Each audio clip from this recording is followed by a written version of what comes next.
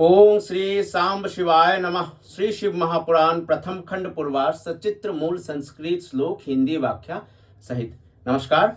आज मैं श्री शिव महापुराण के अंतर्गत जो द्वितीय रुद्र संहिता है उसका जो तृतीय खंड पार्वती खंड का मैं पाठ कर रहा हूँ वर्तमान में। तो उसी के आज 25वें अध्याय का पाठ करूंगा। ध्यानपूर्वक सुने, भूल त्रुटि होने से क्षमा करें। अथो पंचोविंशोऽध्याय। भगवान शंकर की आज्ञा से सप्त ऋषियों द्वारा पार्वती के शिव विषयक अनुराग की परीक्षा करना और वो वृत्तांत भगवान शिव को बताकर स्वर्ग लोक जाना। नारद जी बोले, ये जो कथोपकथन है ब्रह्मा जी और नारद जी के बीच में है। नारद जी बोले, हे ब्राह्मणों, उन ब्रह्मा विष्णु आदि देवताओं तथा सभी मुनियों के प्रेम पूर्वक चले जाने पर फिर क्या हुआ? हे तात, शिव ने क्या किया और फिर कितने समय के बाद तथा किस प्रकार वर देने के लिए आए, उसे बताइए और प्रीति प्रदान कीजिए।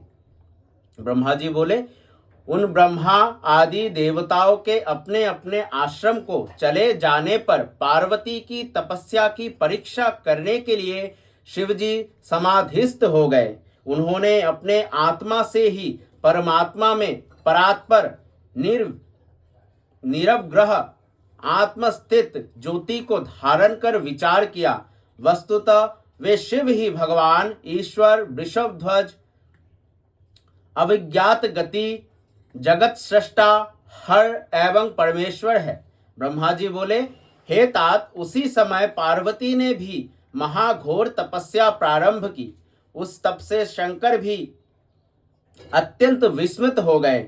भक्तों के अधीन रहने वाले वे समाधि से विचलित हो गए। तब उन जगत सृष्टा हर ने वशिष्ठ आदि सप्त ऋषियों का स्मरण किया। वे सभी सप्तर्षि भी शिवजी के स्मरण करते ही प्रसन्न मुख होकर अपने भाग्य की बहुत सराहना करते हुए वहां शीघ्र ही उपस्थित हो गए। उन महेश्वर को प्रणाम करके वे हर्षपूर्वक गदगद वाणी से हाथ जोड़कर तथा सिर झुकाकर स्तुति करने लगे। सप्तर्षि बोले, हे देवदेव, हे महादेव, हे करुणा सागर, हे प्रभु, हम लोग धन्य हो गए जो आपने आज हम लोगों का स्मरण किया। हे नाथ, आपने किस लिए स्मरण किया है, हम लोगों का आज्ञा दीजिए। हे स्वामीन, अपने दास के समान ही हम लोगों पर कृपा कीजिए, आपको प्रणाम है। ब्रह्मा जी बोले, मुनियों की इस विज्ञप्ति को सुनकर विकसित कमल के समान नेत्र वाले वे करुणा निधि हंसते हंसते प्रेम पूर्वक कहने लगे। महेश्वर बोले, हे सप्तर्षिगण, आप लोग सभी प्रकार के ज्ञान में विचक्षण है तथा मेरा हित करने वाले हैं। हे तात, मेरी बात शीघ्र सुनिए। इस समय गिरी शिखर नामक पर्वत पर देवी श्री पार्वती गिरिजा अत्यंत दृढ़ चित्त से तपस्या कर रही है। हे ऋषियों, सखियों से सेवित उसने अपनी समस्त कामनाओं का त्याग कर बड़ी दृढ़ता के साथ मुझे अपना पति बनाने के लिए निश्चय कर लिया है। हे मुनि श्रेष्ठों, आप लोग मेरी आज्ञा से वहां जाइए और उसके प्रेम एवं दृढ़ता की परीक्षा कीजिए। हे सुब्रतो, मेरी आज्ञा है कि आप लोग उससे सर्वथा छलयुक्त वचन कहिए, इसमें संशय ना कीजिए। ब्रह्मा जी बोले, शिवजी की आज्ञा प्राप्त कर मुनिगण उसी समय उस स्थान पर गए जहां जगत माता पार्वती तपस्या कर रही थी। उन लोगों ने वहां साक्षात दूसरी तप सिद्धि के समान तेज से दीप्यमान और परम तेज की मूर्ति स्वरूपा पार्वती को देखा। हे सुब्रतो, उन सप्त ऋषियों ने हृदय से पार्वती को प्रणाम करके उनसे विशेष रूप से सत्कृत हो विनम्र होकर ये वचन कहा। ऋषिगण बोले, हे शैल सूते देवी, सुनो, तुम किस उद्देश्य से तपस्या कर रही हो? तुम किस देवता को प्रसन्न करना चाहती हो और क्या फल चाहती हो, उसे इस समय बताओ। ब्रह्मा जी बोले, हे नारद, जब उन सप्त ऋषियों ने इस प्रकार देवी पार्वती से कहा तब वे सत्य तथा अत्यंत गोपनीय वचन उनके सामने कहने लगी। पार्वती बोली, हे मुनीश्वरों, मैंने अपनी बुद्धि से जो विचार किया है उसे आपके समक्ष प्रकट करती हूँ। आप लोग प्रेम पूर्वक मेरी बात सुने। हे विप्रो, आप लोग मेरी असंभव बात सुनकर परिहास करेंगे, इसलिए उसे कहने में भी मुझे संकोच हो रहा है, पर मैं क्या करूं, आप लोगों के पूछने पर कह रही हूं। मेरा ये मन बड़ी दृढ़ता से हठपूर्वक दूसरे के वश में हो गया है और जल के ऊपर बहुत ऊंची दीवार उठाना चाहता है। सदाशिव ही पति हो ऐसा मनोरथ लेकर देवर्षि नारद की आज्ञा प्राप्त करके मैं अति कठोर व्रत कर रही हूँ। इसमें मेरे मनरूपी पक्षी को यद्यपि पंख नहीं है, फिर भी ये हठपूर्वक आकाश में उड़ना चाहता है। करुणासागर स्वामी शंकर मेरी उस आशा को पूर्ण करे। ब्रह्मा जी बोले, उनकी ये बात सुनकर वे मुनि गिरिजा का सम्मान करके हंसकर प्रेम पूर्वक मिथ्या तथा छलयुक्त वचन कहने लगे। ऋषिगण बोले, हे पर्वतराज पुत्री, बुद्धिमती होकर भी तुमने व्यर्थ ही अपने को पंडित मानने वाले तथा क्रूर चित्त वाले उस देवर्षि नारद का चरित्र नहीं जाना है। वो नारद तो मिथ्यावादी और दूसरे के चित्त को भुलावे में डालने वाला है। उसकी बात सुनने से सर्वथा हानि ही होता है। उस नारद के संबंध में एक सुंदर इतिहास हम लोग कह रहे हैं, उसको तुम उत्तम बुद्धि से सुनो और प्रेम पूर्वक उसे अपने हृदय में धारण करो। ब्रह्मा के पुत्र दक्ष ने अपने पिता की आज्ञा से अपनी पत्नी से 10,000 प्रिय पुत्र उत्पन्न किए और उनको तपस्या में नियुक्त किया। तपस्या के लिए प्रतिज्ञा करके वे दक्ष पुत्र पश्चिम दिशा में नारायण सरोवर पर गए। नारद भी वहां पहुंच गए। उन नारद ने उन्हें मिथ्या उपदेश देकर विरक्त कर दिया और उनकी आज्ञा से वे पुनः अपने पिता के घर लौटकर नहीं आए। ये समाचार सुनकर दक्ष अत्यंत व्याकुल हो उठे। ब्रह्मदेव ने उन्हें धैर्य प्रदान किया। तदंतर उन्होंने पुनः 1,000 पुत्र उत्पन्न किए और उन पुत्रों को भी तप कार्य में नियुक्त किया। वे भी अपने पिता की आज्ञा से वही तप करने के लिए गए। पुनः नारद वहां पहुंच गए और उन्हें भी अपना उपदेश दिया। उसका उपदेश मानकर वे भी अपने भाइयों के मार्ग पर चले गए और भिक्षावृत्ति में संलग्न हो गए। वे पुनः अपने पिता के घर नहीं आए। नारद का ये चरित्र है जो जगत में प्रसिद्ध है। हे शैलपुत्री, मनुष्य को विरक्त करने वाले उनके अन्य चरित्रों को भी सुने। पूर्व समय में एक विद्याधर था जो चित्रकेतु नाम का राजा हुआ था। उसको भी इसी नारद ने उपदेश देकर उसका घर सूना कर दिया। प्रहलाद को उपदेश देकर हिरण्यकशिपु से नाना प्रकार के दुख दिलवाए। इस प्रकार वो उल्टा उपदेश देकर दूसरों की बुद्धि फेर देता है। इस नारद ने कानों को प्रिय लगने वाली अपनी विद्या जिन जिन लोगों को सुनाई, वे शीघ्र ही प्राय अपना घर छोड़कर भिक्षा मांगने लगे। वे नारद यद्यपि देखने में बड़े सज्जन लगते हैं, किंतु उनका मन मलिन है। हम लोग उनके साथ रहने के कारण उनका चरित्र विशेष रूप से जानते हैं। बगुले के श्वेत वर्ण शरीर को देखकर सब लोग उसे साधु कहते हैं। फिर भी क्या वो मछली नहीं खाता? साथ में रहने वाला ही साथ रहने वालों का वास्तविक चरित्र जानता है। तुम तो परम बुद्धिमती हो, फिर कैसे उनके उपदेश में फंसकर मूर्खों की तरह कठिन तपस्या में लग गई? हे वाले, ये परम दुख की बात है कि तुम जिसे अपना पति बनाने के लिए इतना कठिन तप कर रही हो, वो कामदेव का शत्रु है और उदासीन तथा निर्विकार है।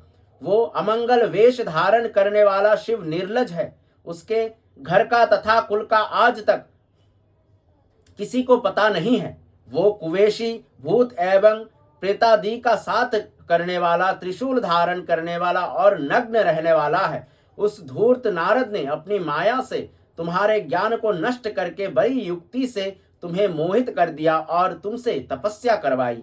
ऐसे वर को प्राप्त कर तुम्हें क्या सुख मिलेगा? हे देवीशी, हे पार्वती, तुम ही विचार करो। मूर शिव ने सद्बुद्धि से दक्ष कन्या सती से पहले विवाह करके कुछ दिन भी उसका निर्वाह नहीं किया और सती को ही दोष लगाकर उसका स्वयं त्याग कर दिया। वे तो अपने अकल अशोक स्वरूप का ध्यान करते हुए सुखी होकर रमन करते रहे। वे तो अकेले पर निर्वाण असंग तथा अद्वैत है। हे देवी, उनके साथ स्त्री का निर्वाह किसी प्रकार संभव होगा। अब तुम भी हमारी बात मानकर घर चली जाओ और अपनी दुर्बुद्धि का त्याग कर दो। हे महाभागे, ऐसा करने से तुम्हारा कल्याण होगा। तुम्हारे योग्य वर विष्णु है। सभी सद्गुणों से संपन्न वे प्रभु बैकुंठ में निवास करने वाले लक्ष्मी के ईश और नाना प्रकार की क्रीड़ाओं में कुशल है। हम लोग तुम्हारा विवाह उन विष्णु से कराएंगे। वो विवाह सब प्रकार के सुखों को देने वाला है। हे पार्वती, तुम इस प्रकार के हठ का परित्याग करो और सुखी हो जाओ। ब्रह्मा जी बोले। इस वचन को सुनकर जगदम्बा पार्वती हंसकर उन ज्ञान विशारद मुनियों से पुनः कहने लगे। पार्वती बोली, हे मुनिगण, आप लोग यद्यपि अपने विचार से सत्य कह रहे हैं, किंतु हे द्विजो, मेरा हठ नहीं छूटेगा। पर्वत से उत्पन्न होने के कारण मेरे इस शरीर में काठिन्य एवं हठ का होना स्वाभाविक है। ऐसा अपनी बुद्धि से विचार कर हे ब्राह्मणों, मुझे तपस्या से मना मत कीजिए। मेरे लिए नारद जी का वचन सर्वथा हितकर है। मैं उनका परित्याग कदापि नहीं करूंगी। वेद वेत्ता विद्वान कहते हैं कि गुरु का वचन कल्याणकारी होता है। जिन लोगों ने बुद्धि से यह निश्चित किया है कि गुरु के वचन सर्वथा सत्य है, उनको इस लोक तथा परलोक में सदैव सुख प्राप्त होता है। उन्हें कभी दुख होता ही नहीं। जिन लोगों के हृदय में ये विचार नहीं है कि गुरुओं का वचन सत्य होता है, उन्हें इस लोक एवं परलोक में दुख ही दुख होता है, उन्हें सुख कभी नहीं होता। हे ब्राह्मणों, गुरुओं के वचन का किसी प्रकार त्याग नहीं करना चाहिए, चाहे घर बसे अथवा उजड़े हो। ये हट मुझे सदा सुख देने वाला है।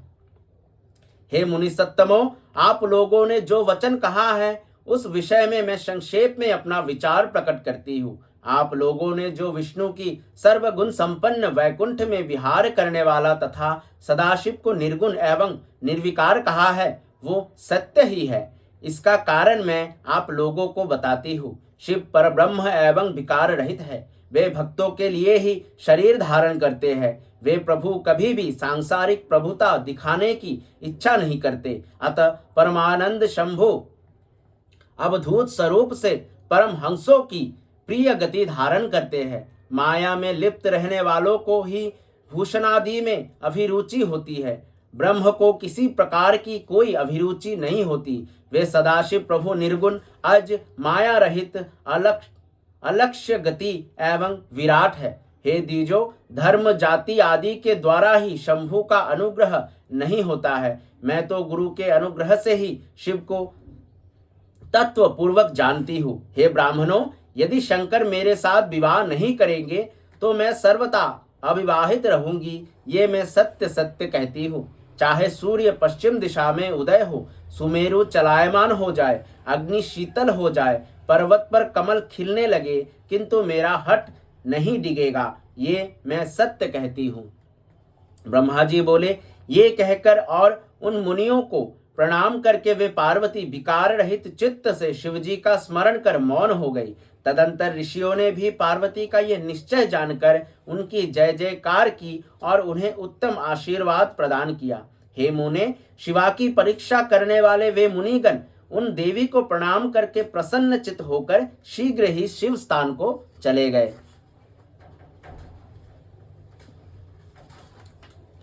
वे लोग वहां जाकर शिव को प्रणाम करके उस वृत्तांत का निवेदन कर उनकी आज्ञा प्राप्त करके आदर पूर्वक स्वर्ग लोक को चले गए।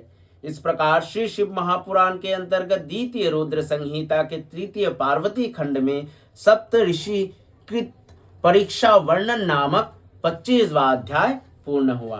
धन्यवाद। आने वाले अध्याय यानी 26वें अध्याय अथवा षट्विंशो अध्याय में हम लोग पार्वती की परीक्षा लेने के लिए भगवान शिव का जटाधारी ब्रह्मांड का वेश धारण कर पार्वती के समीप जाना, शिव पार्वती संवाद। देखिए माता पार्वती को कितना कष्ट उठाना पड़ा है शिव जी को अपनी भार्या बनाने के लिए, पति रूप में स्वीकार करे। ब्राह्मणों सप्तऋषियों ने भी कोशिश कर ली। अब भगवान शंकर खुद जाएंगे जटाधारी ब्राह्मण का रूप वेश धारण करके, ताकि वो विवाह ना करे। लेकिन शायद आखिर में जाकर माता पार्वती की तपस्या से भगवान शंकर भी अपनी प्रतिज्ञा से